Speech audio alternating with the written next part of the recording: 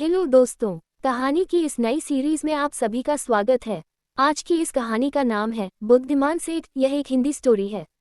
अगर आपको हिंदी स्टोरीज, हिंदी कहानी या अच्छी अच्छी कहानियां पढ़ने का शौक है तो इस कहानी को पूरा जरूर पढ़ें। एक भिखारी था भीखू। उसकी उम्र हो चली थी। वह अकेला था, कोई परिवार या संबंधी नहीं था। बुढ़ापे की चिंता में रोज शाम को भीख के पैसे बचाकर एक पोटली में बांधकर उसे अपनी कोठरी में जमीन के अंदर एक गड्ढे में रख देता था। एक दिन मंदिर से साधुओं की एक टोली जा रही थी। बाबा, भगवान के नाम पर कुछ देते जाओ। अरे नादान, हम तो साधु हैं। हमसे मांगने पर तुझे क्या मिलेगा? अरे बड़ी गर्मी है, प्यास लगी है, यहाँ पानी कहाँ मिलेगा? बाबा, इस एरिया में 2 दिन से पानी नहीं आ रहा। म्युनिसिपालिटी ने पानी बंद कर रखा है। लो, आपको ऐतराज ना हो तो ये ले लो। यहाँ पानी नहीं आ रहा। अगर तुम्हारा पानी मैंने पी लिया तो सोच लो, फिर तुम प्यासे रह जाओगे। कोई बात नहीं बाबा, पानी पिलाना धर्म का काम हुए। आप पानी पी लो। पानी पीने के बाद भगवान तुम्हारा भला करे। बेटा, एक और चीज चाहिए, दोगे? हाँ हाँ बाबा, बोलो। एक 10 रुपया दे दो। सुनकर भीखू उसे एकटक देखने लगा। क्या हुआ, नहीं दे सकते? चलो कोई बात नहीं, ये लो बाबा। एक साधु ने 10 का नोट लेकर दूसरे साधु के हाथ में रखा। दूसरे ने तीसरे, तीसरे ने चौथे और चौथे ने 5वें के हाथ में वो नोट रखा और फिर उसे भीखू को वापस देकर चले गए। रुपए वापस दे दिए भाई, कुछ समझ नहीं आया। रात को भीखू उबासी लेते हुए सारे पैसे जमीन के अंदर गड्ढे में रखकर सो गया। सुबह जब भीखू ने अपनी लाठी लेकर पोटली में हाथ डाला तो उसमें से कुछ सिक्के निकले। रे, इन्हें रखना कैसे भूल गया? उसने गड्ढे में देखा। हैं? रात रात में इतना रुपया कैसे हो गया? नहीं, शायद कल रात को मैंने नींद में ध्यान से नहीं देखा होगा। अब तो काफी रुपए हो गए। इन्हें यहाँ रखना ठीक नहीं। अगर चोरी हो गए तो? नहीं, मैं इन्हें सेठ जी के पास रखवा दूंगा। हाँ, यही ठीक रहेगा। राम राम सेठ जी। तू क्यों आया यहाँ? मुंशी जी, इससे पैसे लेकर भगाओ जल्दी से। सेठ जी, अरे सुबह सुबह मनुष्यत फैलाकर दिमाग न खराब कर। ये लो और जाओ यहाँ से, वरना सेठ जी का दिमाग हिल गया ना तो मेरा पूरा दिन खराब हो जाएगा। सेठ जी, मैं तो ये क्या है? ये मेरी खून पसीने की कमाई है। मैंने भीख मांग मांग के 1-1 रुपया बुढ़ापे के लिए जमा किया है। अबे, ये तेरी कमाई है या किसी की चोरी की है? ना, ऐसा मत कहिए। चोरी करूँगा तो भगवान मुआफ नहीं करेगा। ठीक है, ये पोटली क्यों लाया यहाँ? सेठ जी, मेरी कोठरी तो खुली पड़ी रहती है। किसी को भी पता चल गया तो चोरी कर लेगा। आप इसे मेरी अमानत समझकर अपने पास रख लो। मुझे जरूरत होगी तो मैं आपसे ले लूंगा। रुपए गिनकर बही खाते में इसके नाम से लिख लो। 100, 200, 500, 1000। सेठ जी, पूरे 1000 हैं। सुन भीखू, इतना रुपए पड़े पड़े रखा रह जाएगा। तू कहे तो इन्हें ब्याज पर चढ़ा दूं, अच्छी रकम मिलेगी। पर सेठ जी। अरे तू फिक्र न कर, मैं सब देख लूंगा। तेरी रकम 6 महीने में दुगनी हो जाएगी। ठीक है सेठ जी, मुझे आप पर पूरा भरोसा है। सब आप पर छोड़ता हूँ। हाँ, तू चिंता न कर। राम राम।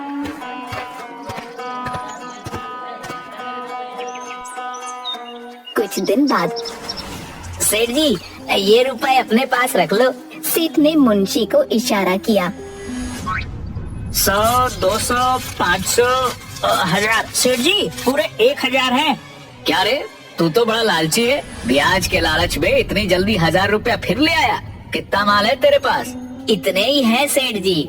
चल ठीक है, इसे भी ब्याज पर चढ़ा देंगे। कुछ दिन बाद भीखू फिर रुपए लेकर आया।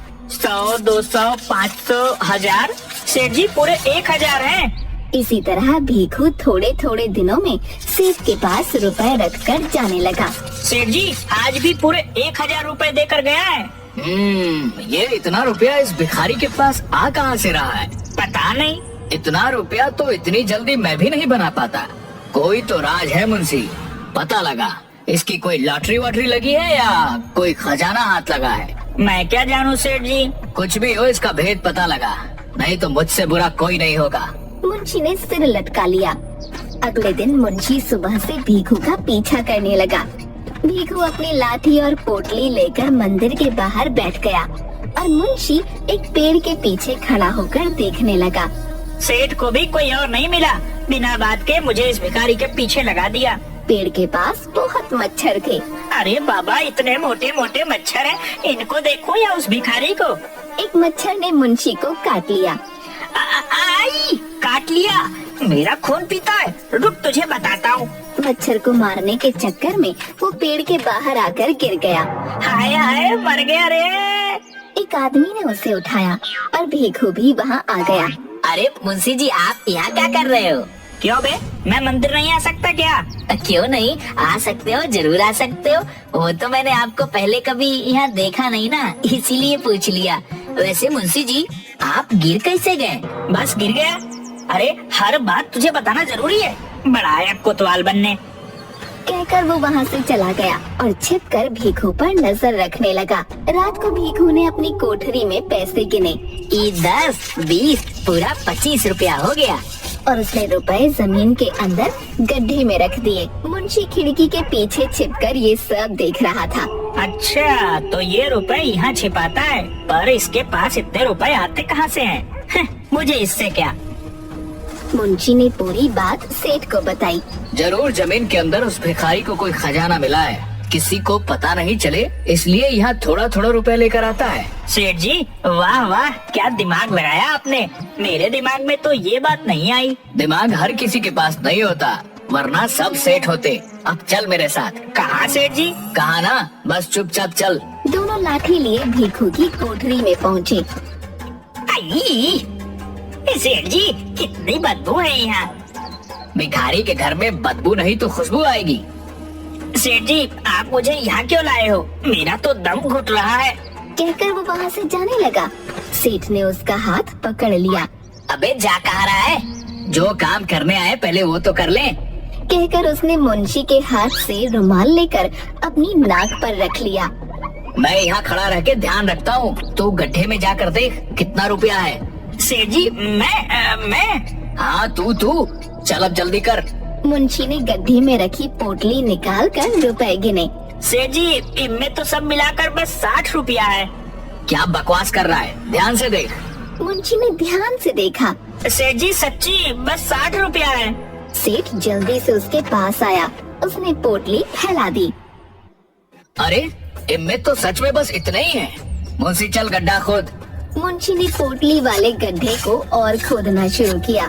सेठ जी, इतना गहरा तो खोद दिया। सेठ के इशारे पर मुंशी ने गड्ढे में हाथ डाला। क्या हुआ? सेठ जी, कुछ तो है, बहुत बड़ा है, एकदम मुलायम मुलायम, पर हाथ में नहीं आ रही है। सेठ ने मुंशी। अबे भाग, नहीं तो सांप डस लेगा। हाँ, भागो भागो भागो। दोनों जिधर भी भागते सांप आ जाते।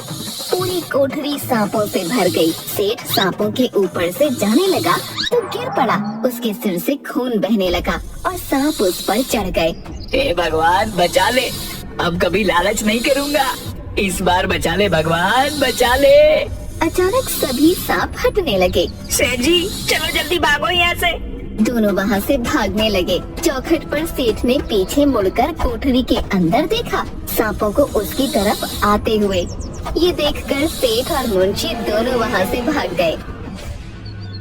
शाम को भीखू जब वापस आ रहा था तो मोनू दिखा। मोनू, अरे ओ मोनू, कहाँ भागे जा रहा है? जरा रुक तो। मोनू रुक गया। तेरा बाबा कहाँ रहता है? आजकल कितने दिन हो गए दिखाई नहीं देता। बाबा तो बीमार है, 2 दिन से अस्पताल में है। क्या हुआ उसको?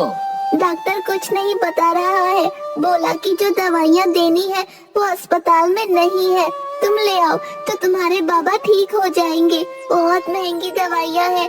मैं माधव के पास रुपए उधार मांगने गया था, पर उसके पास भी नहीं है। तू उदास मत हो बेटा, रुपया मिल जाएगा। कहा काका, सुबह से 4 लोगों से मांग चुका हूँ, पर किसी के पास इतना रुपया नहीं है और बाबा की तबीयत बिगड़ती जा रही है। कितने में दवाई आएगी? 1100 काका, पूरे 1100। मेरे पास तो 20 रुपया है। तो बेटा हो गया रुपयों का इंतजाम। वो कैसे काका? ये ले, इसमें पूरे 20 रुपया है। 60 रुपया और है मेरे पास, और तेरे पास 20। काका तो सब मिलाकर खाली 100 ही तो हुआ, बाकी का 1000 कहाँ से आएगा? तू फिक्र क्यों करता है? तू जा, मैं थोड़ी देर में रुपए का इंतजाम करके आता हूँ। भीखू अपनी कोठरी की हालत देखकर, हे राम, आज तो सच्ची कोई चोर आ गया। उसने गड्ढे के पास जाकर पोटली उठाई तो वो खाली पड़ी थी। उसने आसपास गिरे हुए रुपयों को उठाकर गिना। ये तो पूरे 60 है। हे राम, तेरा शुक्र है, चोर आया पर रुपया लेकर नहीं गया। भीखू ने गड्ढे में हाथ डाला। है? इतना गहरा गड्ढा खोदा और एक भी रुपया नहीं ले गया। ये कैसा आदमी था? भीखू सेठ के पास गया। राम राम सेठ जी।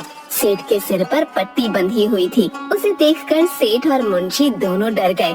तू क्यों आया है? देखिए ना सेठ जी, आज पता नहीं कौन चोर कोठरी में घुस गया था। मुंशी ने सेठ को देखा। शुक्र है कि मैं अपने रुपए आपके यहाँ रखवा गया था, वरना आज सब चोरी हो जाता। वो तो कोठरी में ज्यादा रुपया नहीं था, तो कोई नुकसान नहीं हुआ।